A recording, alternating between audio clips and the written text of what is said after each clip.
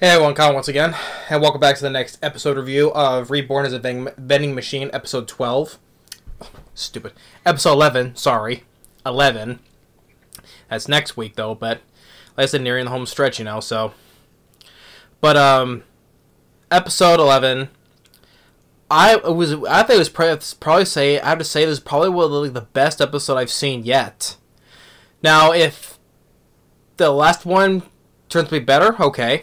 But if so, like, at least I have this one to say it's the best one I've seen yet. Because we get the funny moments from Lament, and you get this whole thing that had me just leave me in shock and awe at the same time, you know, in that like the last third act of this episode. But in this one, now that the group comes together, they want to go to this horror setting, called Dead's Lament Sanctum, where they had to want to fight this other Sanctum Lord, and proves to be a little bit difficult, you know. And but the thing is, it's a scary place, and Lament is very terrified. She's so scared of scary stuff, right? And even though she tries, she says, "Oh no, I'm not scared of anything," but even though her face expression says everything, that she is totally scared. Even, you know, like with Hilmley saying that, you know, even though back when they were kids, you know, that she was scared, you know, and she knows that she's just saying all this stuff, even though she's scared, though. But yeah, but even though she said that, "Oh, we'll go," but well, I'm not afraid. Yeah. So. But so the whole thing that when they reach this place, it's kind of like it makes it's like a bit of a western, like a ghost town. But when the sun sets, it becomes like all creepy and haunted looking. And Lament, she's just being so scared stiff. Like they go to this one like an inn, and then like there's a painting of the person, a woman kind of like owns the place, and then she's right behind Lament, and she's like, "Oh." You know, like she just died inside and just falls on Boxxo. Yeah, and then she, like, how Hilmy just tries to teach her, "Hey, why don't you want to help conquer your fears? Go to this one place over there, and you can't bring Boxxo with you. You have to go by yourself." And she tries to go by herself, but then a door opens and she runs back to Boxxo. "I don't want to do this." Funny. And so, like, even like what Boxxo tries to get over her fear, it's like, okay, as they're walking together, like, he gives off this scent that, you know, scent of coffee, right? It's like, "Oh, this is a nice smell," and then he transforms into a jukebox, plays some nice soothing music to calm her down, you know, which he does though. But I think he says maybe I'm being too generous. So and then even when Boxxo, when he's by himself, like at nighttime, he sees like the skeletons and like ghosts and stuff, right, walking around. Like they're not causing any trouble; they're just wandering around, looking through the windows, like the skeletons are, right. Maybe the kind of fact that maybe that was their homes, or something that was part of their memories, you know. That's why they're not doing anything; they're just looking through.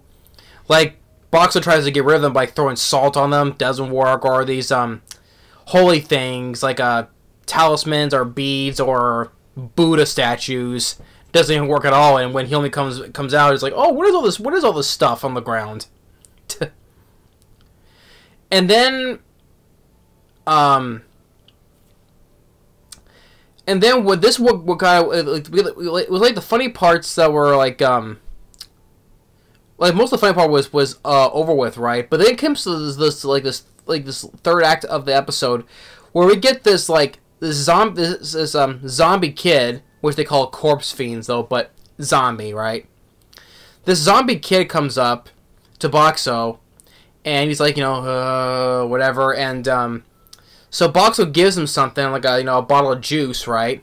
And of course, it doesn't, since he's a zombie though, but he starts chewing on the bottle, right? And then he comes like a routine, like the zombie kid. Every night just keeps going back to Boxxo, you know, giving him orange juice or whatever. And okay, he's kind of like learning, you know, to keep on going back to the same spot every night. This zombie kid, okay? And then to the one point where Boxxo was with the group at another place, though, and Boxxo's kind of like thinking, okay, well, I'm right here, so maybe he'll miss another night. You know, it'll be fine, right? And then what just left me in disbelief, right? Where they hear a noise, because at this point, not only was part of the group, not only the original crew though, but you also have Mulish, you know, the knight from a couple episodes back that was lacking in confidence himself in communicating right. He's there along with the Tasmanian Devils. That's what I'm still calling them. And they hear a noise, and they see that same zombie kid, Boxxo does, because he assumes that it is them, but it is the exact same one. And I was just like, oh my god, you know, you just wow. That was the kind of like reaction. I was like that, because one of those the warrior twin brothers, even though they say oh, even though it's a kid though, but still have to, you know, just take it out though, still, even though it is a kid though, but he says rest in peace and all stuff, and then Boxxo, he just screams out no, basically. And then the zombie kid gets diminished, gets, you know, destroyed, whatever. You see like when the guy puts a spear in, and I'm like, man, that was just like one of the biggest things in the series I've seen was a shock like that. Because they were saying, Boxxo, what was that? What was that shouting for, Boxxo? And they see that the wrapping around that we put on the bottle, right? That belonged to Boxxo, and then they find a coin. Because apparently this zombie kid was actually kind of learning, you know, because he saw them put coins in him, so he was gonna put a coin in him, but when that just happened, I'm like, oh my god, that was like. You just did not do that, all right? After what this zombie kid was doing, basically trying to learn, you know, was between him and Boxxo, and he come back, he was gonna put a coin in for him to get something for himself, and then they had to do that by destroying the zombie kid, and then we get Boxxo screaming. Boxxo, this is like the first time we see a big emotional part from Boxxo for the first time we see. He screams, and then after the fact, he's like kind of like his components are kind of getting fried, right? Because he's not, even though he's not human, because he's a soul inside of a vending machine, but yeah, because his other parts are kind of like, you know, worrying and kind of like getting fried, right? Because he was upset about that. Yeah, you know, yeah. You see, even though he said he should have been mad at them though, but he couldn't have. But he's like this is the first time he's been actually really emotional in this situation. And even they compared, you know, they made a comparison that even though, like, you know, they compared it to like a zombie, right? Because he's an inanimate object, but he has a soul inside of a magic item. And you kind of feel like, you know, and that could make a comparison to the corpse fiends, you know. And but the whole thing with just that with that zombie kid was like, oh my god, that just happened. I mean, that was like one of the biggest moments I've seen in this series, I would say, in that moment. Because that just totally blew my mind. Because this whole thing with the zombie kid was kind of like, you say, bonding with Boxxo. And then all of a sudden that just happened when they just obliterated that zombie kid. I'm like, oh,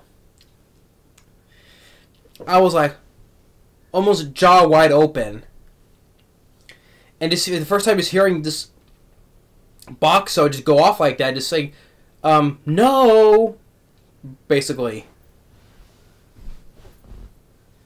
You know, the writing, people think that this, like I said, this show is mean because it's a vending machine, but it has very good writing in this series. Especially with that moments like that, is why it shows this is a very well written series.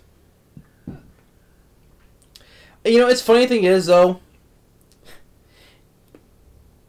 all the animes I've seen, right, which was come from this year or last year, you know, a lot of them have some very good writing, and none of them hits like a good emotional stuff like this.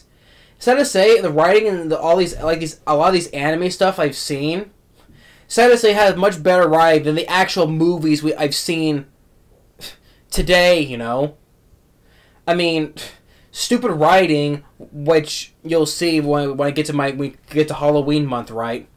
Because when you get to Halloween month, which I've been pre-recording, which by the way, yeah, you see now that I have the shave, I shaved, right? So. But just when you get to there's gonna be plenty of rants in this Halloween month for sure. And the thing is though, the writing in these anime series I've watched, I've thoroughly enjoyed. It's sad to say that they've done better writing than those pieces of crap horror films, let alone horror films of today. You know how sad as that is. That anime writing has gone much better than actual movies. Not just horror films, but just films in general. That is freaking sad. But anyway, yeah. So, but that was a very shocking moment. And then by the end, it ends up, doing cheers and all stuff. Maybe because this may be like their last toast or last meal together. Because when they face this big, this next Sanctum Lord, this may be their last because this is a toughie, a difficult one to kill. So. But yeah, but this was a very great episode, a fantastic episode. I think it's pretty much the best one I've seen yet. I would say so. Just that one with the zombie kid, just like that was like just cemented that whole episode for me. So, but yeah, episode 11, it was a awesome episode, and I just can't wait to see how episode 12 will end. How this finale of the series is gonna end, because sadly this is the only season we're gonna get due to the short materials of this series. But I say the author of this series made a great series. Because of investigating all these different vending machines that actually existed. But it was just this whole series was great. So if we get we'll see how this last series is gonna end. I just can't wait. Especially while playing off that great episode like this, that is both just led me in disbelief. Especially what happened with that zombie kid. That just shows a great writing right there. But anyway, that's episode 11 of Reborn as a Vending Machine. 2 thumbs up. Once again, 10 out of 10 episode. 10 out of 10. Easily. So thanks for watching. Stay tuned for the next episode of Undead Girl Murder Farce. And we'll see you next time. Later.